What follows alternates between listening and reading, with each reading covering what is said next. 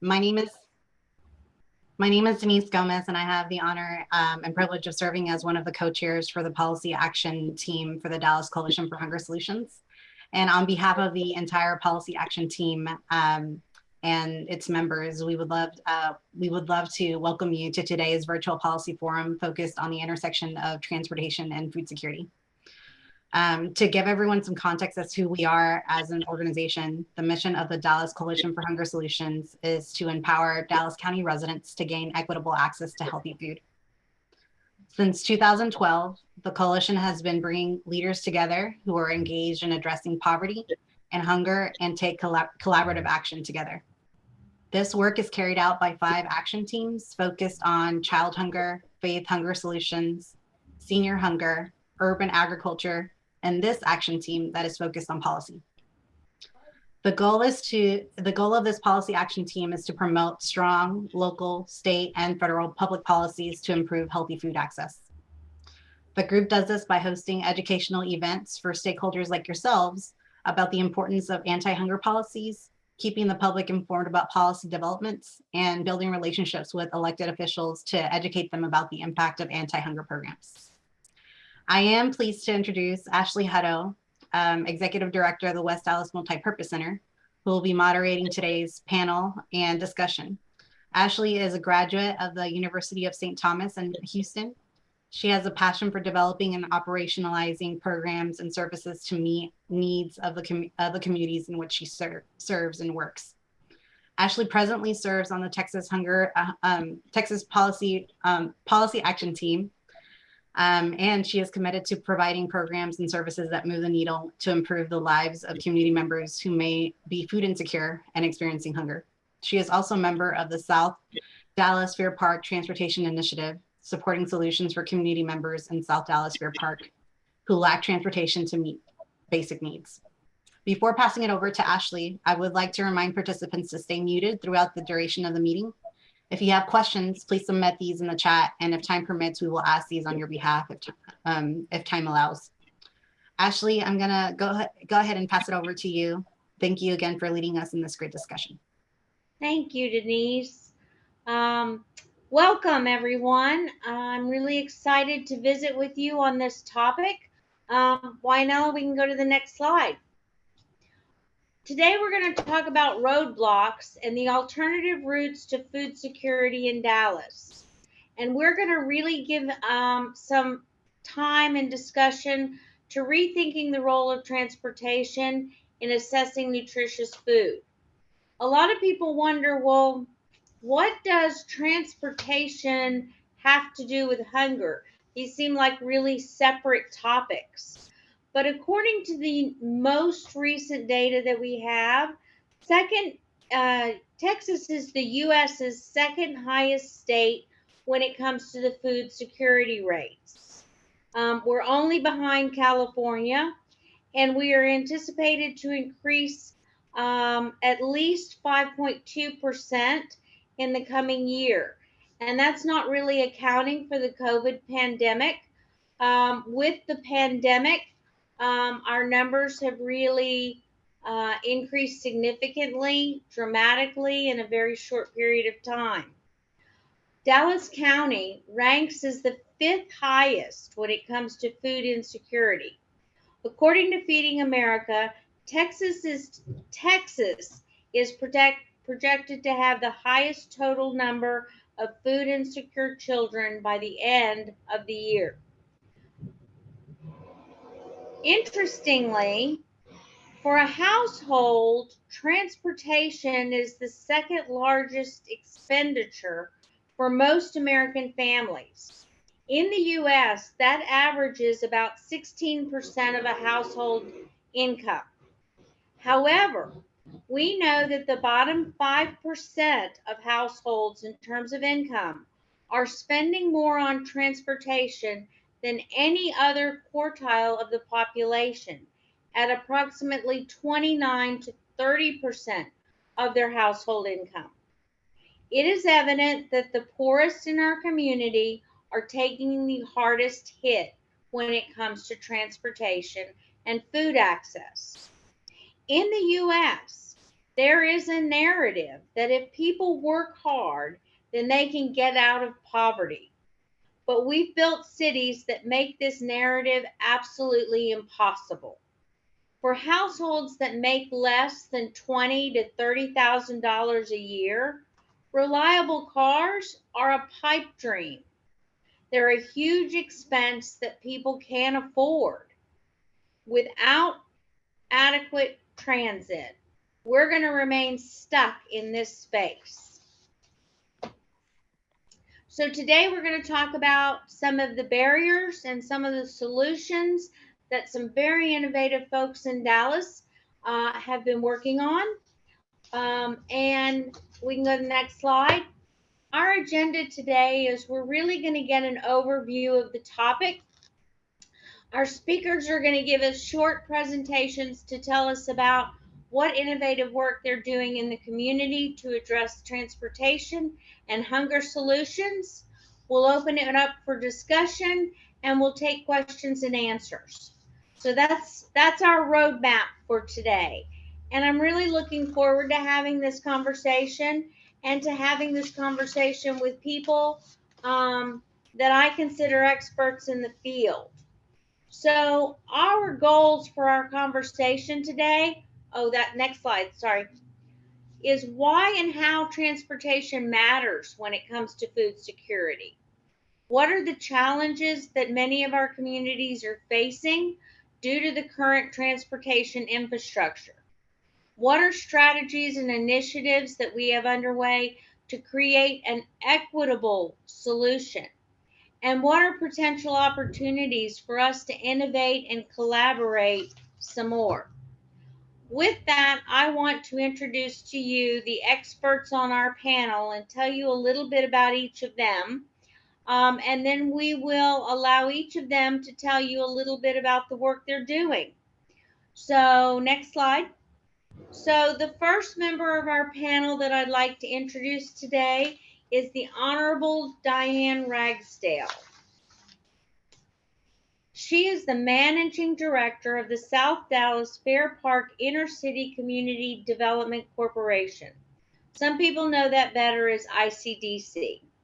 She's a South Dallas native, and she's the co-founder of the South Dallas Fair Park Inner City Community Development Corporation, or ICDC, which was founded in 1986, and she's been the Managing Director since 2004. So under her leadership, they continue their mission of building lives and revitalizing neighborhoods with ongoing initiatives. Initiatives include building over 250 homes, which provided much needed home ownership opportunities. She purchased and revitalized a retail center, introduced low-income inner-city youth to the possibilities of owning their own business, built an office complex for commercial and retail development, created a business incubator center to support the growth of a new and existing businesses, and she built a healthcare facility and pharmacy development in partnership with Dallas College to provide workforce training from the South Dallas Training Center located on the ICDC campus. She's a lifelong member of the Kirkwood Temple CME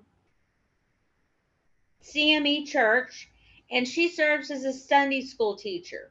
She's chair of their board of trustees, she's chair of their social justice committee, and she's a member of their health ministry. She graduated here in Dallas at James Madison High School and then got her nursing degree, her BS, from Dallas Baptist University. What's also important that I want to share with you is that she was mentored by the late civil rights pioneer and Dallas City Council member, Miss Juanita Craft. Ms. Ragsdale's civic involvement began as a member of the NAACP Youth Council. During her high school years, she served as a youth organizer for the South Dallas Information Center under the leadership of organizer, activist, and former city council member the Honorable Al Lipscomb. In addition to serving as an activist with the Southern Christian Leadership Conference under the leadership of Reverend Peter Johnson and a national SCLC staffer. According to the Dallas City Planning Commission, appointed to the Dallas City Planning Commission by the late Commission Councilwoman Elsie Faye Higgins, Ms. Ragsdale was a consistent and effective advocate for the South Dallas Fair Park neighborhoods, fighting passionately against zoning and thoroughfare incursions that destroyed our neighborhood's cohesiveness. Our second panelist is Mr. Matt Smith. Matt Smith is the Senior Director at the PepsiCo Foundation. He is the former Director of Food for Good. He's a graduate of the University of Texas in Austin, the Red McComb School of Business, and has a degree in marketing. In his role, he leads the PepsiCo Foundation's global strategy and planning to increase equitable access to nutritious food, safe water, and economic opportunity. Early in his career at PepsiCo, he helped co-found Food for Good, which is a social enterprise that utilizes PepsiCo's unique capabilities to make healthy food accessible in low-income communities. Under his leadership, Food for Good has grown to serve communities all across the United States, creating hundreds of jobs, preparing and delivering more than 50 million nutritious meals since 2009. He was a member of the inaugural class of the Dallas Mayor's Star Council, and prior to joining PepsiCo, he was a consultant for Deloitte, where he first experienced the power of the business to do good through the creation of a pro bono consulting program. He's a graduate from the University of Texas at Austin, as I mentioned, and he has degrees in business honors, marketing, and philosophy. He and his wife, Erica, have 3 children, and they've lived in Dallas for nearly 20 years.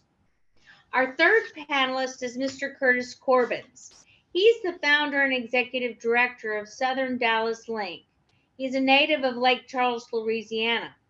He's the proud father of an adult son and daughter that work in the business with him. He moved to DFW in April of 1985. He got involved with community work with the help of a great friend, Edna Pemberton. In August of 2015, after a meeting with then Mayor Mike Rawlings, Southern Dallas Link Incorporated was created to resolve a major issue that many of the unemployed and underemployed job seekers residing within the southern sector of Dallas were having. Many of these men and women that were in poverty and were the victims of income inequality did not have access to livable wage jobs that were located in areas for which they could get to with public transportation. So Southern Dallas Link Incorporated began transporting men and women to work sites in McKinney and Ennis, and respectively through the PSSI and Marathon staffing agencies. And then he also helped pick up clients at the Ledbetter train station and Texas Workforce Solutions. Since his inception, he has contributed to eliminating a critical barrier while being able to assist over 57,000 men and women who just simply needed transportation to become gainfully employed. Now, with his service, clients have access to transportation 24 hours a day, 7 days a week. Our final panelist is Ms. Catherine Rush. She is the Chief Transportation Planner for the City of Dallas. She has a master's degree in Regional and Community Planning. She is currently the Communications Chair for the North Central Texas section of the Texas chapter of the American Planning Association. She's a volunteer with Build a Better Block Kansas City, and she's an expert on the Dallas City Plan for Transportation. I am really excited to welcome our first panelist, and I would like to turn it over to Ms. Ragsdale to tell us what she's been working on.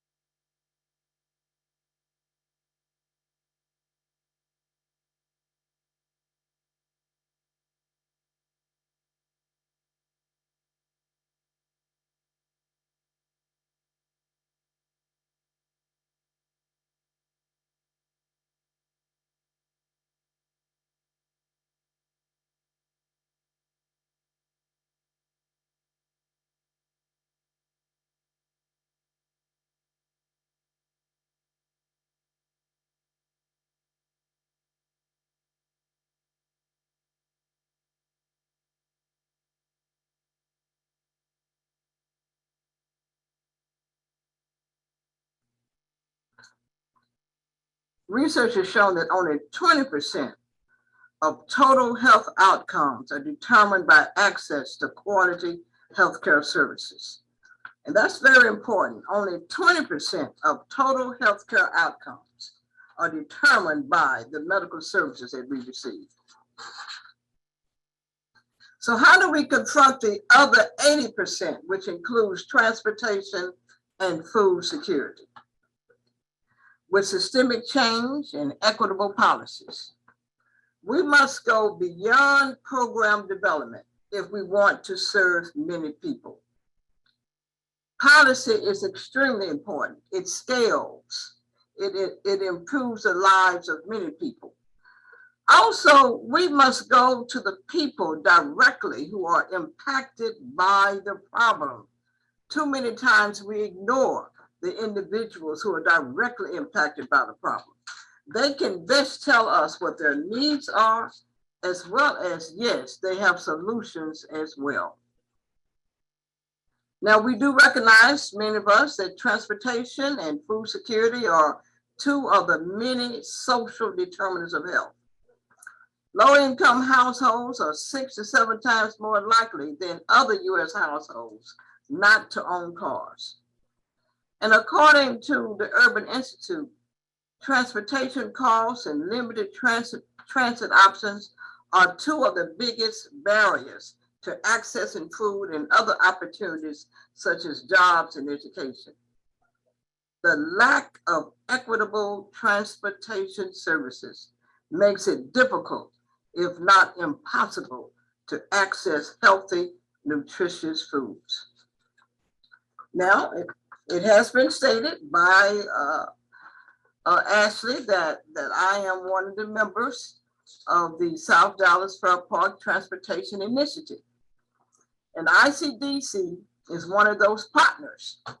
And findings from a 2019 survey conducted by the initiative calls attention to and documents the lack of intra-community transportation, the lack of internal transportation in the South Dallas Fair Park community, making access to supermarkets and food pantries and schools and pharmacies time-consuming and almost impossible.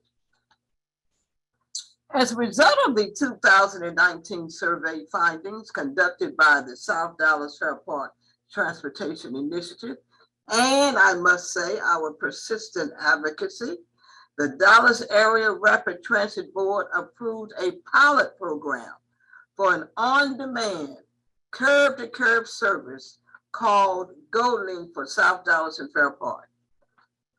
The South Dallas Fair Park Transportation Initiative right now is working very hard to move the South Dallas Fair Park GoLink program from a pilot to a permanent solution. That is, we must have that as a permanent solution. And what are some of the strategies to create equitable solutions? Well, one is GoLink, an on-demand service. not only in South Dallas Trail Park, but also in other needed neighborhoods. Additional subsidized and free transportation services.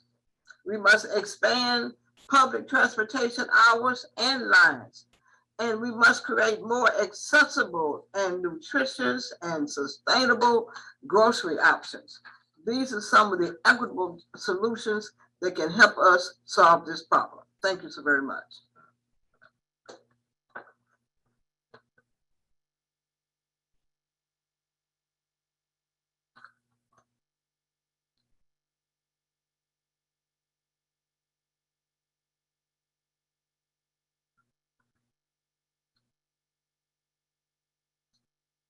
Hello?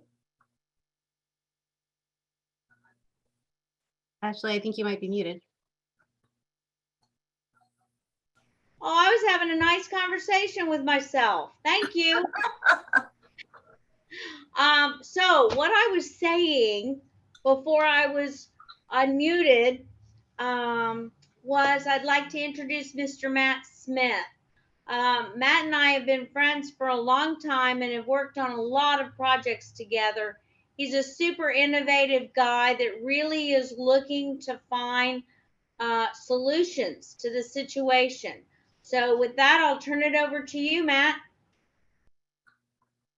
Thank you, Ashley.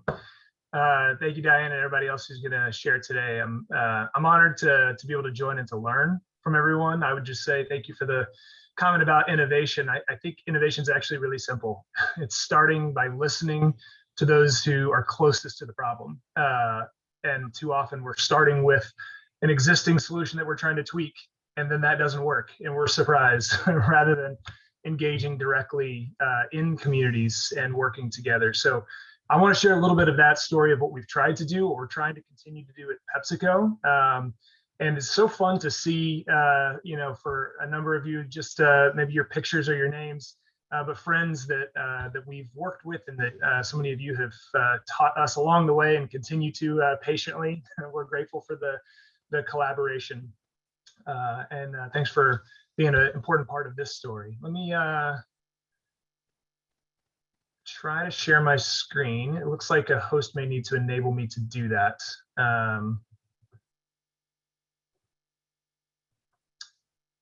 Or I can share, I can send a presentation to Ashley or Wanella if that is a better approach. I've just made you a co-host. You should be able to share your screen. Perfect. Get that.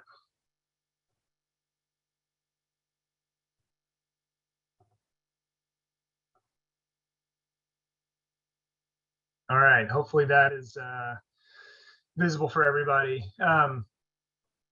When we, first of all, I'm thankful for this conversation, because one of the very first lessons so many of you taught us is this intersection, how in communities like Dallas, transportation and food security go hand in hand.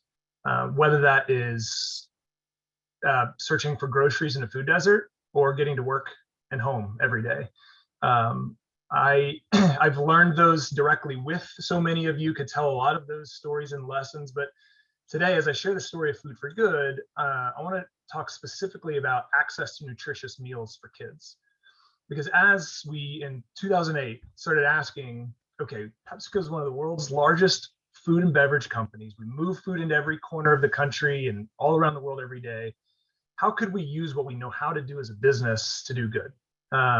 Initially connected with friends at City Square and a number of neighborhood partners that they brought together, and we started to have that conversation. You know, honestly, the first part of that conversation was around trust before we got to any solutions or logistics or programs, and just learned how important relationships are in the process. And as we continue to learn and understand more of the opportunities for a company like PepsiCo to engage, the community leaders really highlighted two important things. If we're going to try to use what PepsiCo knows how to do to be part of a lasting solution, two key needs were highlighted: jobs and access to nutritious food. In particular, nutritious meals for kids when they're not in school. So as I tell the story of Food for Good, maybe I'll tell a little bit of one of the very first sites that we sought to serve. So many of you may know the National School Lunch Program.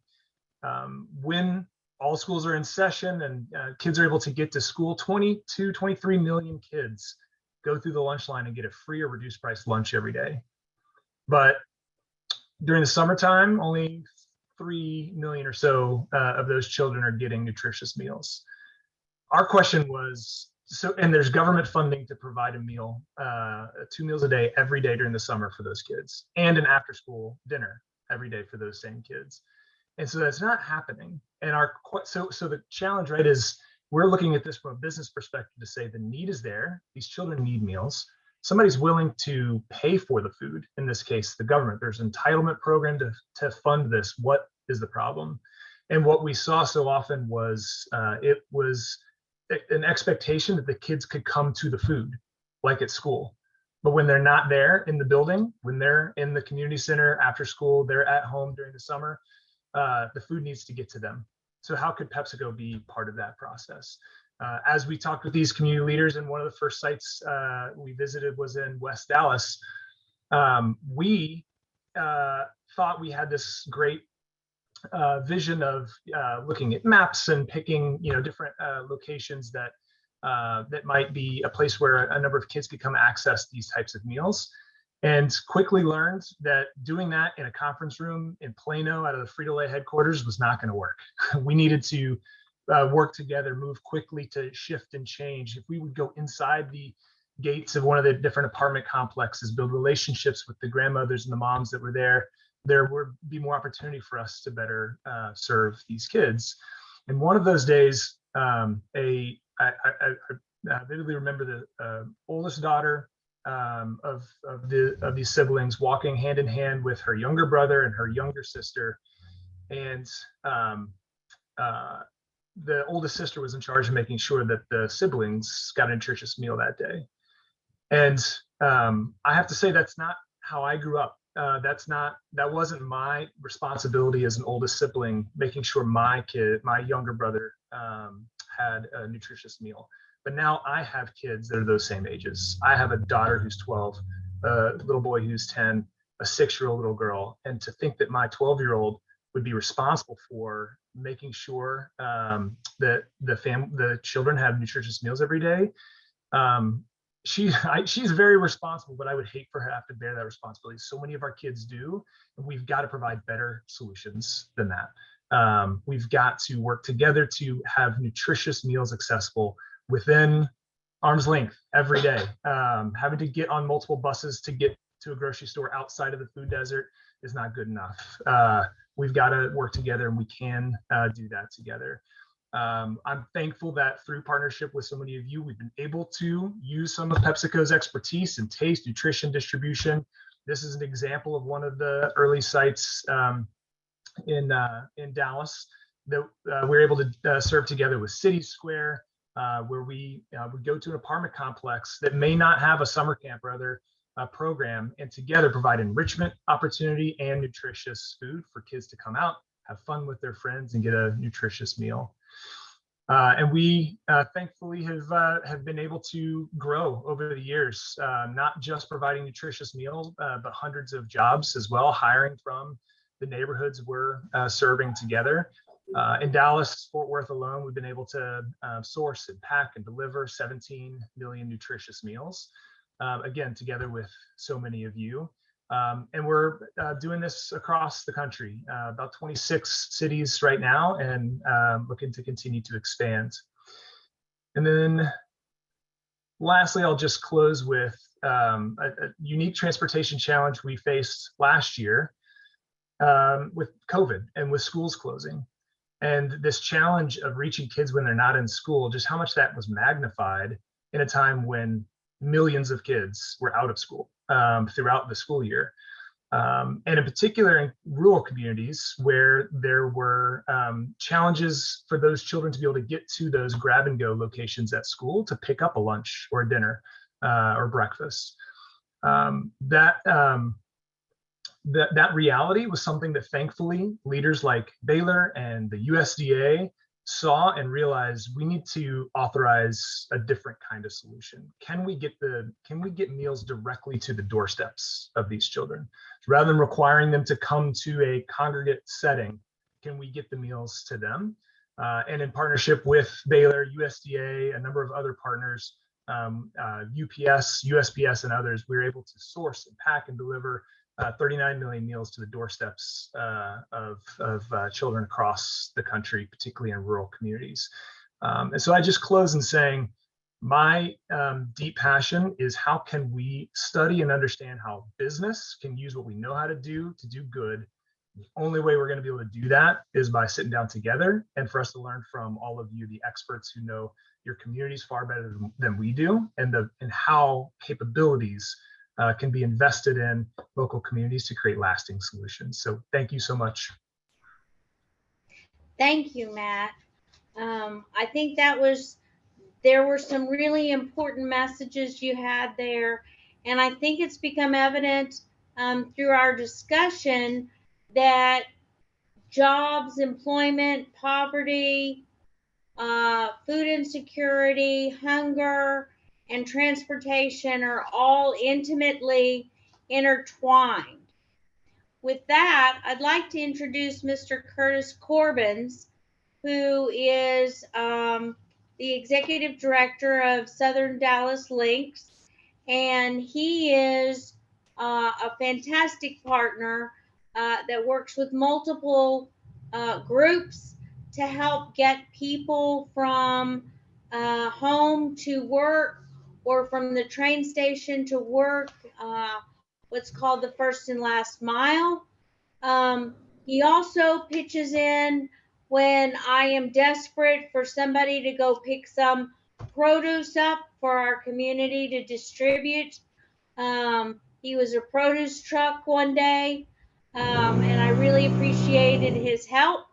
But Mr. Corbins, Curtis, what would you like to share with us today?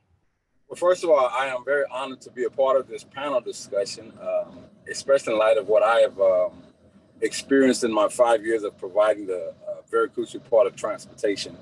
And in connecting people with jobs, livable wage jobs, we also discovered there were other areas of needs that many of our clients have had.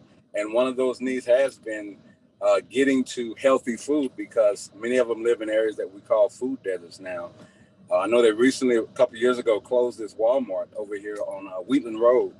And when they closed that, it devastated a lot of our clients, because now they're having to figure out different ways to get to healthy eating because of where some of the bus stops were and everything. So we discovered that not only getting people to work was an issue, we also discovered that just getting them to other resources that are necessary for them to overcome the issue of poverty. We've had to connect them with that. We also provide grocery store transportation, taking our seniors in many of these impoverished areas, as well as our clients and everything, and getting them connected with the different grocery stores that are not necessarily on the bus line. So I have seen the impact of many of the food deserts, and we're glad to be a part of helping to alleviate that problem with our transportation, and then also being able to help get some of the kids transported to different food programs. A lot of our riders that are going to work, we have to also provide transportation for their kids to different services that are badly needed for the kids, for them to have healthy eating. So I'm real brief with what I was wanting to say, but just basically just want to be a part of whatever I can do to help provide that transportation piece and helping to alleviate this getting people access to healthy eating.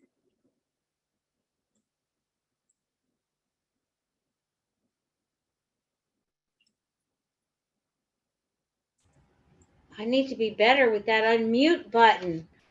Thank you, Curtis. I appreciate it. I see you're on your way to go assist someone. Yeah, I'm taking some people to work. Oh, good. Good.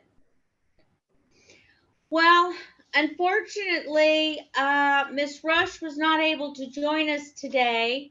So we have some additional time for discussion and questions and answers. So we have our first question in the chat box. And the question is, what do you think about the idea that state and municipal authorities will begin to create in Dallas and other places around the U.S. a food shop, which is under state and municipal ownership, to ensure that food is inexpensive and address food insecurity. So what do you think about state and municipality owned grocery type stores? First of all, I believe in P&P, meaning program development and policy. They must go hand in hand. If municipalities can step in and assist us with the actual development of stores to help us address food security, that's fine. Because one of the key things that we have to do, we have to decentralize. We have to make things more accessible and more affordable, and accessibility is important when it comes to trying to help people with this issue of food security. And so yes, I do support such, but I'm not saying that is the answer. I think, but I do believe that's part of the answer, because I believe that policy, once again, improves the living conditions of many. And we all have wonderful programs. We might serve 100 people, we might serve 10,000 people, but policy can serve 100,000 people.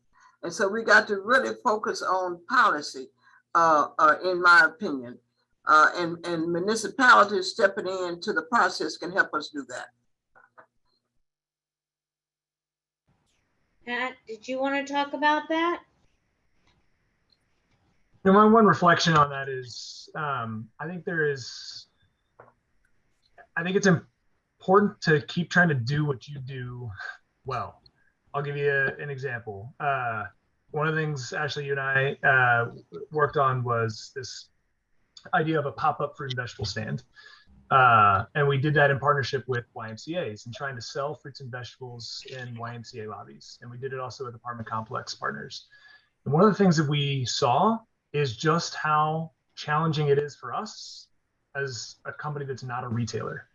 Just basic, there were zoning challenges with parking. There were issues with the point of sale equipment and not being able to be naturally zoned for retail sales to accept SNAP funding to purchase produce. And so I think there are opportunities that government can, through policy and through incentives, help enable those who can be experts at the grocery business or at the food business to do that in a way that is more equitably serving our communities. A store that is owned by and run by the government, it's not something that I've seen directly, but I do think there's so many opportunities for us to do what we each do well together. Well, I also believe that, even if the government is not going to run it, they certainly can sponsor it and can sponsor the different services and the different programs. We need more and more help from the policy makers. And we cannot ignore that. The nonprofit arena is absolutely necessary.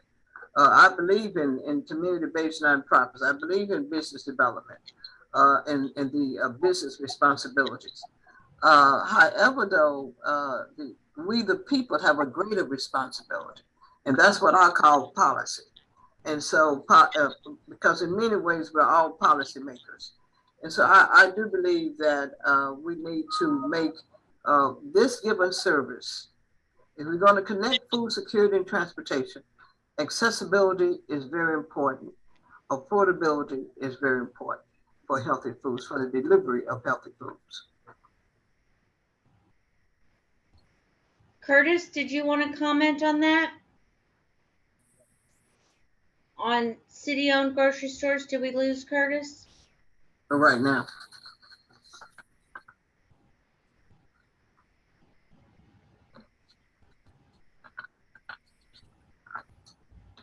Okay, well, I guess he'll be back. So our next question that's in the chat is from Karina, and she says, aside from mobile transportation, are there plans in the making for making places more accessible through walking? Living in Dallas, specifically in Oak Cliff, there are many sidewalks that are not walkable, let alone accessible for people in wheelchairs. It's something that she has brought up to her city council person. What do you think about walkability in the neighborhoods? Is that helpful? Does it reduce the burden? Absolutely. Matter of fact, you shouldn't have planning without, you should plan in a way that promotes walkability. Urban planners have come to realize that, it's so critical. So it has more than one purpose. But once again, what she's raising is this whole issue of accessibility.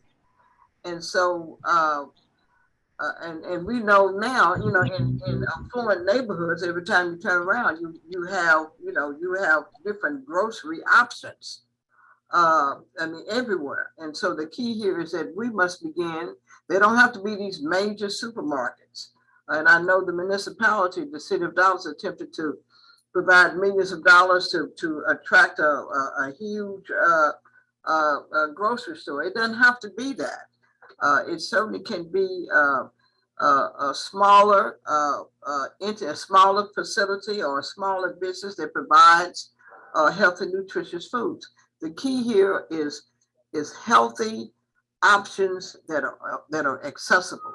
We need to decentralize, and then we also need to bring in the policymakers to help us do that, to sponsor in such a way. We got to get these things closer to the people, and so that they can walk. And I think that's important. Yes.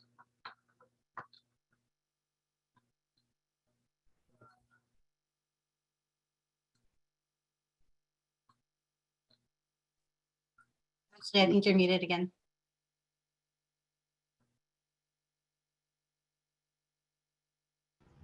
So sorry. Matt, did you want to comment? I don't have anything to add. I think that was a great response. Yes, yes.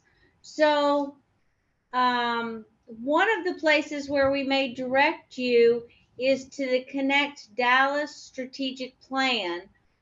We were hopeful that Catherine Rush would be here to visit with us about that, but it does outline kind of the vision that Dallas has for the community, including bike trails, walkability, and making spaces more accessible. One of the things that we have discovered is that, particularly with South Dallas, not only is it a food desert where healthy options are scarce, it is also what they call a food swamp, where we have lots of bad choices or less healthy choices. That is the community, or available to the community. And often when your only transportation is walking, you have to go to the corner store, and less healthy options may be your only choice. So having a walkable and having an accessible opportunity to get to healthy food choices is really important. One of the next questions is, bunch came in. I have to find the one where I was. So is anyone working with DART and making headway with them to provide possible stops along the rail where food can be purchased? That's a good question. Interesting. Well, yes, that is a good question. The South Dallas Trail Park Transportation Initiative is really, our focus is really working toward attempting to acquire a South Dallas Go Link. So no, we have not done that. We're trying to establish a transportation option whereby on demand, whereby individuals can call as need be and be picked up from their home, curb to curb, and on demand. But no, that has not taken place. It sounds good, and no, we have not done that. But what I want to say that might somehow connect with that is oftentimes what happens, and we're all guilty of this, including Diane, we don't go to the people who are directly impacted by the problem. The experts somehow are the experts, and so in the absence of the people, and so and that's a problem.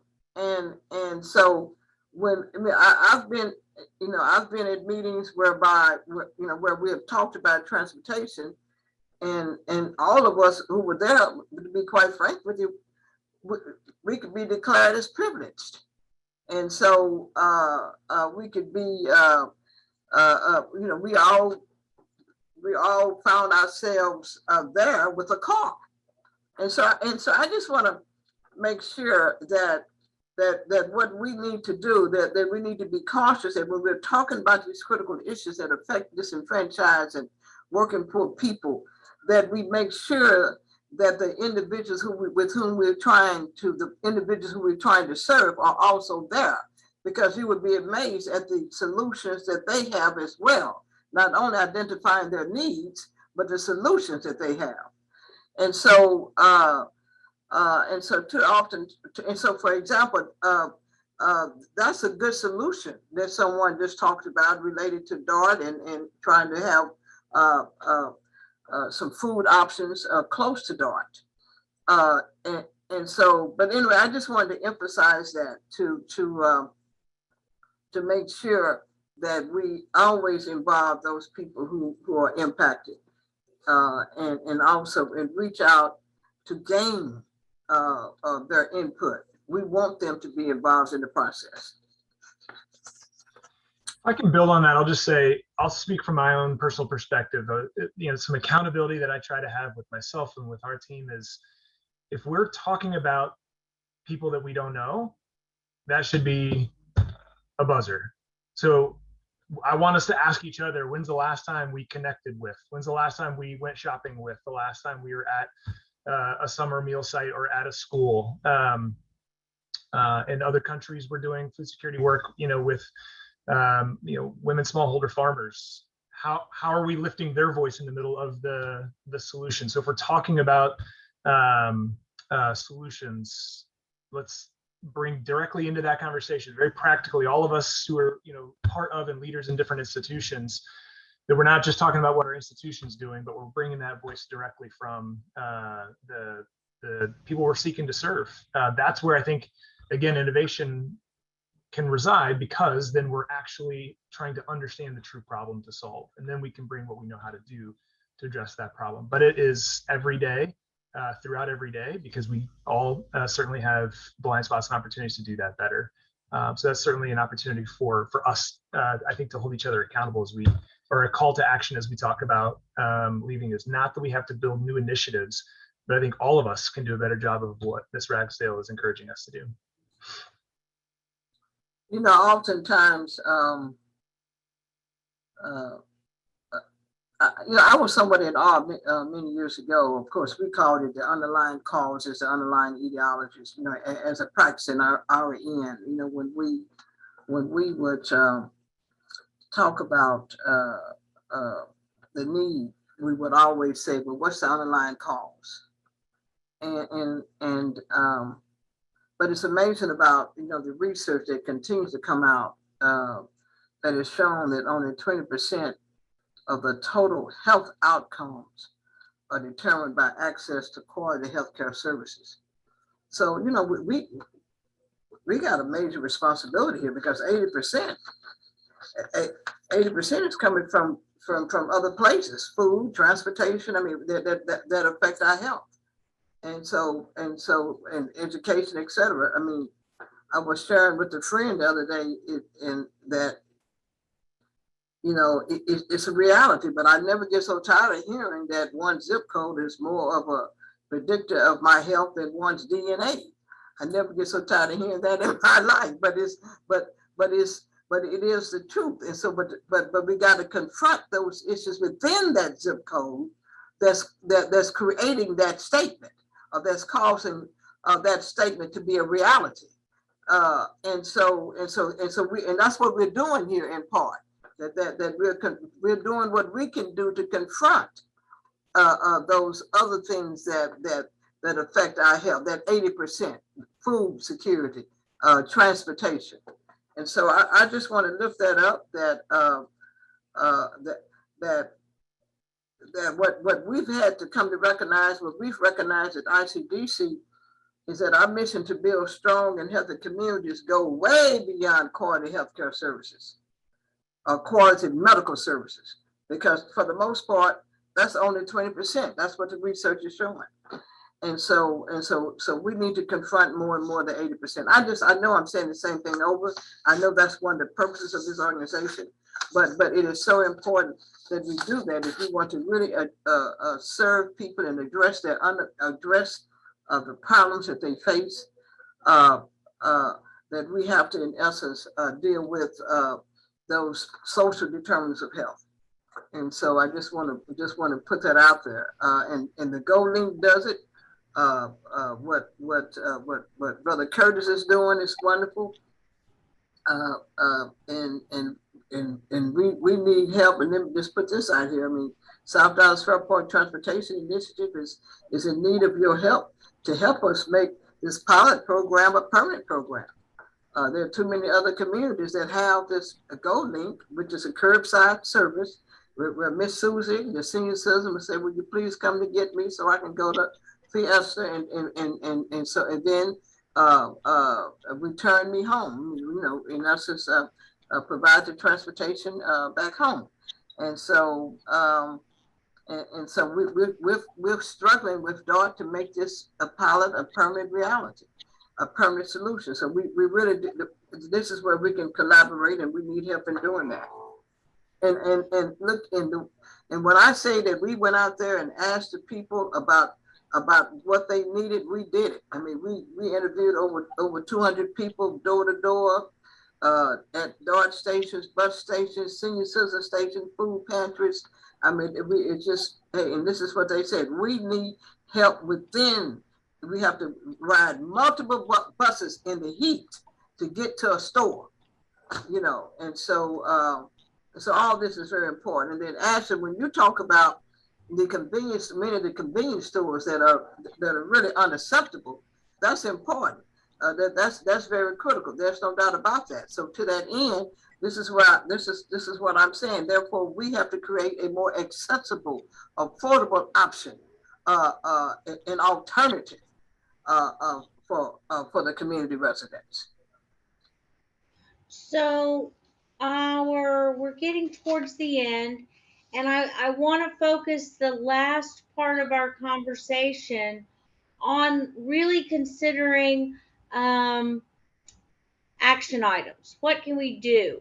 So the question that Denise poses is, she says, from a practicality standpoint, what can the average private citizen do to address transportation issues? And how can we support local efforts that are already being led by the leaders on the panel? How can we help you? Oh, Diane, I think you're muted. I am so sorry. As I've stated, the South Dallas GoLink is a powerful service that could really benefit the residents in South Dallas Fairport. And it's amazing how other neighborhoods have it. I mean, neighborhoods, you know, like Lakewood, Plano, etc.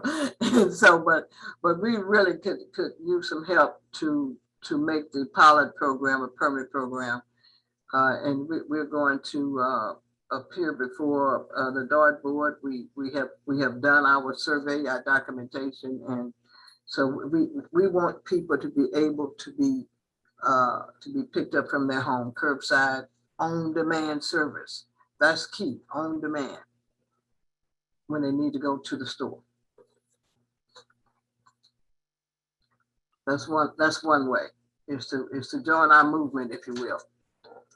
And so, Ashley, you can put the numbers in there if you want to, if they want to join that given movement. Sure. Matt, what do you think? What can the regular average citizen do to address this? One, I'll highlight, Jonathan, it looks like what you put in the chat here, recruiting volunteer drivers, go to volunteerdriver.org. And there looks like another link there with AARP. I think there's so much opportunity to connect, to share existing resources and educate on those. Somebody mentioned there's so many great ideas to this question in the chat. Nutrition education, more dietitians, being thoughtful at the language that we're using, and for that to not be something that is creating divisions and distance unintentionally. The one that I'll just go back to that I have said before is I find myself oftentimes wrestling with this kind of question, and I don't think it's just about one policy or one program, but I know in my own neighborhood, I have neighbors who don't have access to transportation, and as a result, don't have access to healthy food all year round. So I know in my neighborhood, can get to know my neighbors better, and together in relationship locally, be part of a solution that doesn't require a big initiative, and it's not a big mountain to climb, but it's something each and every one of us can do in our neighborhoods. That's a great idea.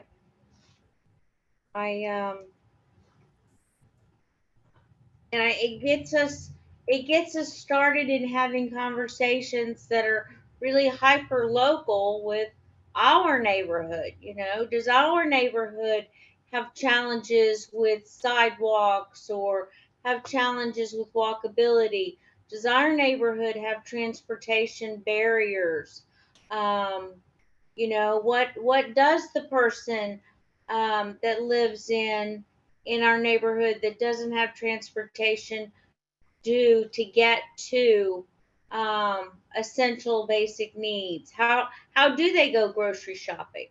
I know I worked on the MLK food distribution project when we first started it with Miles of Freedom, and one of the things that we learned as we were working through the process was that we had to buy different bags to put the produce in because people were having to travel so far or go on the bus or have to go on 2 or 3 buses to get home, or they were walking home, but they needed more durable bags and they needed bags with handles. And so we really were focused upon, we knew when we started it, we didn't have to ask anybody that we needed a bag to put produce in it, but being out in the community and watching and listening and observing people who were having challenges getting the produce we were giving them from one place to the other was informative.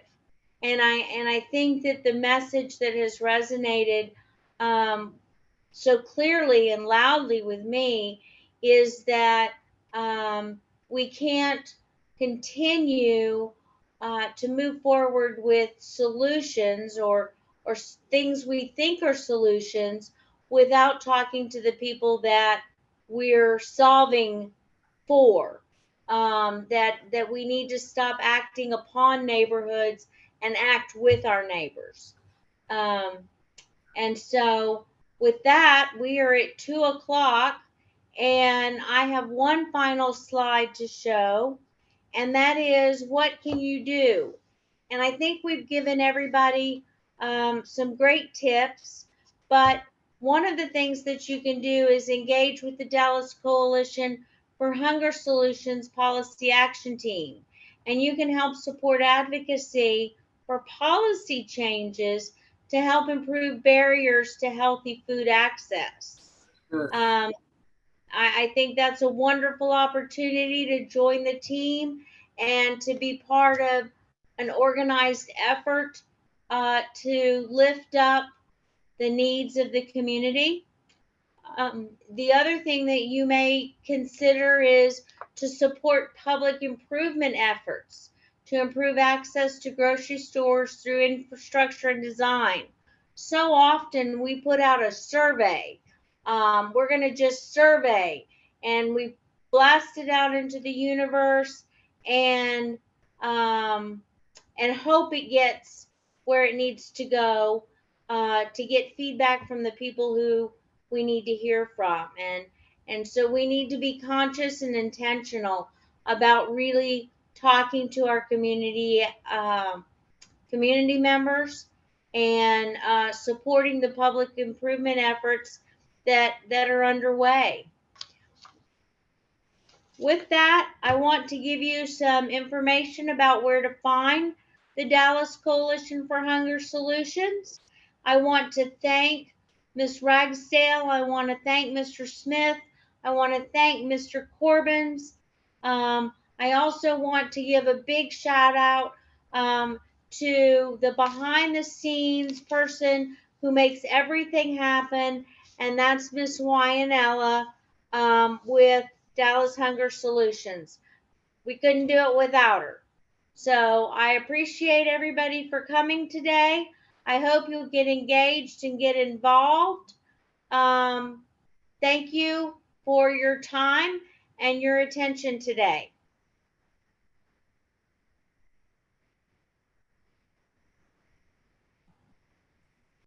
Thank you.